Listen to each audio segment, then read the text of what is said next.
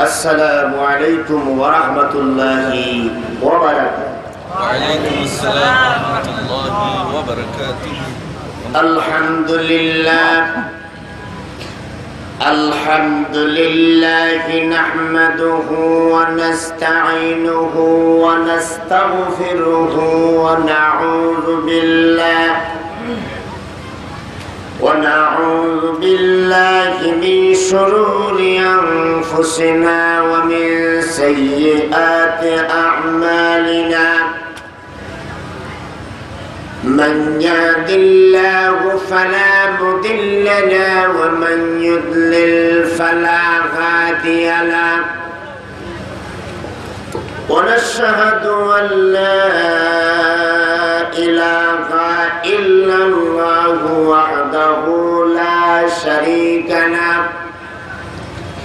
ونشهد أن سيدنا وحبيبنا ومولانا محمدا عبده ورسوله الذي أرسله بالحق بشيرا ونذيرا وداعيا إلى الله بإذنه وسراجا منيرا. فقد قال الله تعالى في كلامه المجيد وفرقانه الحميد. قرآن شباب أعوذ بالله من الشيطان الرجيم. بسم الله الرحمن الرحيم. إن الله وملائكته يصلون على النبي يا أيها الذين آمنوا صلوا عليه وسلموا تسليما. اللهم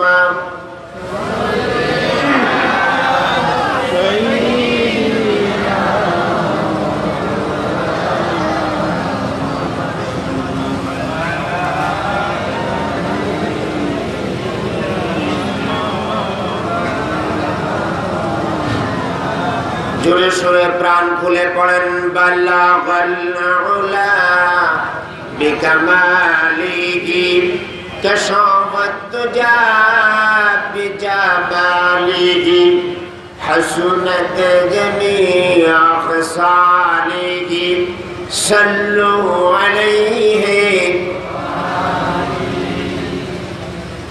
हमारा दीन मज़हब अब का इश्क़ मोहब्बत है. हमारा ज़िक्र सल्ले आला फ़िक्र है सूरत का बलगल उला बिकमालिही कशाफत दुजा बिजमालिही हसनत जमीअ ख़िसालिही सल्लु अलैहि।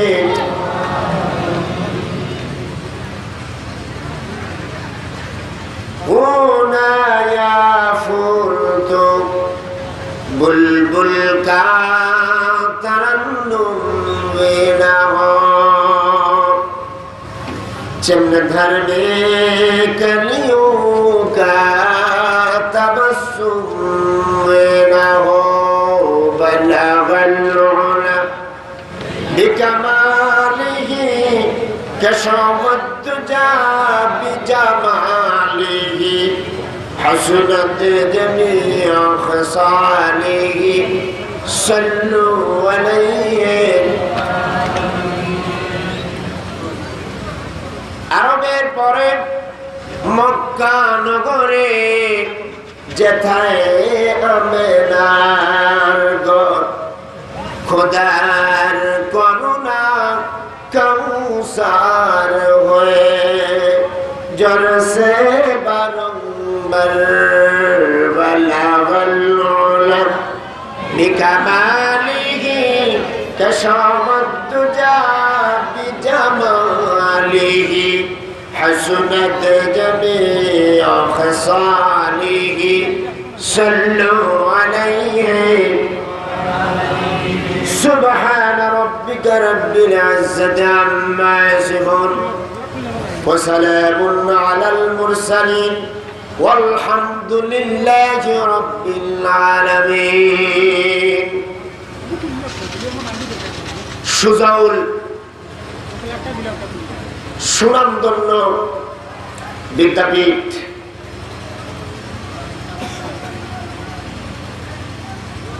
সুনামধন্য মাদ্রাসা মৌলভীবাজার জেলার অন্তর্গত বড়লেখা থানায় অবস্থিত যে মাদ্রাসাটি, যেটি অনেক পুরাতন সুনাম অর্জন করেছে, অত্র মাহফিলে বর্তমান সভাপতি উপস্থিত হযরত উলামায়ে কেরাম, অত্র মাদ্রাসার আমার শিক্ষক তুল্য উলামায়ে কেরাম, সম্মানিত আমার পিতৃতুল্য শ্রদ্ধাভাজন মুরব্বিয়ানে আযম, যুবক ভাইয়েরা,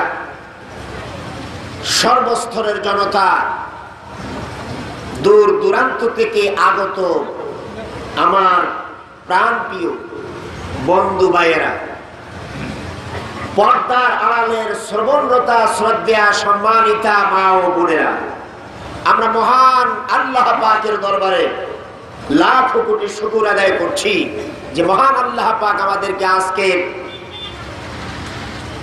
মাদ্রাসার মাহফিলে আসার, বসার, আলোচনা করার, আলোচনা শোনার তৌফিক যে মহান রব আমাদেরকে দিলেন, সেই মহান মাবুদের দরবারে আমরা শুকরগুজার করছি। আমরা সকলে পড়ছি আলহামদুলিল্লাহ, আরো জোরে সোরে মহব্বতের সাথে পড়ছি আলহামদুলিল্লাহ। আমরা সবাই পড়ি রব্বানা লাকাল হামদ হামদান কাসীরান তাইয়িবান মুবারাকান ফীহি ইয়া রাব্বি লাকাল হামদু কামা ইয়ানবাগি লিজালালি ওয়াজহিক ওয়া আযীমি সুলতানি। আমরা গত বছর অত্র মাহফিলে আল্লাহর প্রশংসা এভাবেই আদায় করেছিলাম। জানি না আল্লাহ তাআলা এক বছরের ভিতরে কারা বেঁচে আছি আর কারা ইন্তেকাল করে মাটির নিচে চলে গিয়েছি। যারা ইন্তেকাল করে মাটির নিচে অত্র এলাকা থেকে বিদায় নিয়ে চলে গিয়েছেন চিরজীবনের জন্যে, যারা আমার মাহফিলে ছিল, আমি মাহফিল শুরু করার আগে তাদের কথা স্মরণ করছি।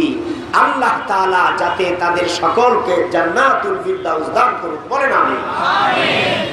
আর যারা আমরা বেঁচে আছি আজকের মাহফিলে আমরা বসা, আমাদের সবাইকে আল্লাহ তাআলা যাতে কবুল করুন, বলেন আমিন। আরো জোরে বলেন আমিন। আরো শুকরগুজার করি যে মহান রব, যখন জুড়িতে আসলাম সামনে দেখলাম ব্রিজটা ভেঙে গেল, কি করব, পাহাড়ের ভিতর দিয়ে অত্র মাহফিলে আসতে আসতে আধা ঘন্টা দেরি হলো। আল্লাহ তাআলা কবুল করেছেন আধা ঘন্টা লেট করে এই মাহফিলে পৌঁছতে হবে, এই জন্য লেট করে পৌঁছা হলো আল্লাহর হুকুমে। আল্লাহ যে পৌঁছিয়ে দিয়েছেন নিরাপদে, বলেন আমিন। আমরা যে আসতে পেরেছি, আলোচনা করার সুযোগ পেয়েছি, আলোচনা শুনতে পারতেছি, সবাই আবারও বলি আলহামদুলিল্লাহ। আলোচনা আমরা শুরু করব আজকে। এখানে আলোচনা করব একটি সূরা থেকে, যেই সূরাটি কোনো জায়গায় আমি তাফসীর করি নাই। আজকে নতুন একটি সূরা থেকে আপনাদের সামনে আলোচনা করব। আমরা বলি ইনশাআল্লাহ। তাই এর আগে যারা দাঁড়ানো ভাই আছেন, তারা মাহফিলের পিছনে জায়গা আছে, খুব সুন্দর করে আপনাদের জন্য জায়গা করা হয়েছে, ওখানে আপনারা বসে যেতে পারেন। মাহফিলের আদব হলো আমরা বসে বসে আল্লাহর কোরআন সুন্দর করে শুনবো, ঠিক কিনা? বসে বসে শুনবো, মন লাগিয়ে আমাদের দিলকে কোরআনমুখী করে আল্লাহর দিন আমরা এই জমিনে, আমাদের জীবনে, আমাদের পরিবারে, আমাদের সমাজে, আমাদের রাষ্ট্রে ইসলামকে পরিচিত করতে হলে আমরা কোরআনকে ভালো করে শুনতে হবে, জানতে হবে, মানতে হবে, ঠিক কিনা? এই জন্য কোরআন শোনার একটা আদব আছে, যেটা মন দিয়ে শুনতে হবে। মন না লাগিয়ে যদি কোরআন শোনা না হয়, তাহলে আমাদের এই কোরআনের মর্যাদা আমরা বুঝবো না, আর কোরআন থেকে কোনো ফায়দা হাসিল করতে পারবো না। আল্লাহ তাআলা যাতে আমাকে বলার আর আপনারা শোনার তৌফিক দিন। বলেন আমি, আমার সাথে সবাই বলেন, আউযু বিল্লাহি মিনাশ শাইতানির রাজীম, বিসমিল্লাহির রাহমানির রাহিম, ওয়াদ-দুহা والليل إذا سجى ما ودعك ربك وما قلى وللآخرة خير لك من الأولى ولسوف يعطيك ربك فترضى ألم يجدك يتيما فآوى ووجدك ضالا فهدى ووجدك عائلا فأغنى فأما اليتيم فلا تقهر وأما السائل فلا تنهر وأما بنعمة ربك فحدث صدق الله العظيم আল্লাহ পাক বলছেন ওয়াদ-দুহা এবং প্রভাতের কসম, ওয়াল-লাইলি ইযা সাজা আর রাত্রির শপথ যখন সেটা অন্ধকার হয়ে যায়, মা ওয়াদ্দাআকা রাব্বুকা ওয়া মা ক্বালা, তোমার রব তোমাকে ভুলে যান নাই আর তোমার কাছ থেকে বিমুখ হন নাই, তোমাকে অবহেলাও করেন নাই। ওয়ালাল আখিরাতু খায়রুল লাকা মিনাল উলা, আর ও মুহাম্মদ সাল্লাল্লাহু আলাইহি ওয়াসাল্লাম, দুনিয়ার জীবনের চেয়ে আখিরাতের জীবনটাই তোমার জন্য শ্রেষ্ঠ। ওয়ালা সাওফা ইউতিকা রাব্বুকা ফাতারদা, আর অচিরেই আমি তোমাকে দান করব, আর এই দান পেয়ে তুমি খুশি হয়ে যাবে। সুবহানাল্লাহ।